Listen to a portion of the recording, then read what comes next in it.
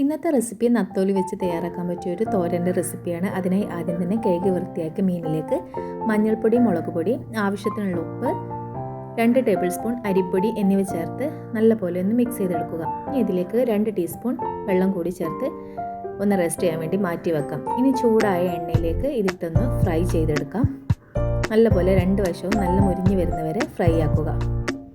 ഇതുപോലെ ഫ്രൈ ആക്കി എടുത്തിട്ടുണ്ട്. ഇനി ഒരു ചട്ടി എടുത്ത് ചൂടാക്കി അതിലേക്ക് വെളിച്ചെണ്ണ ഒഴിച്ച് ചെറിയുള്ളി ചേർത്ത് കൊടുക്കുക. ഇത് വഴറ്റിയ ശേഷം ഇതിലേക്ക് വലിയുള്ളി അരിഞ്ഞു കൊടുത്തത് കൂടി നല്ലപോലെ മിക്സ് ചെയ്യുക. ഇനി കുറച്ച് വെളുത്തുള്ളിയും ആവശ്യത്തിനുള്ള ഉപ്പും ചേർത്ത് കൊടുക്കുക.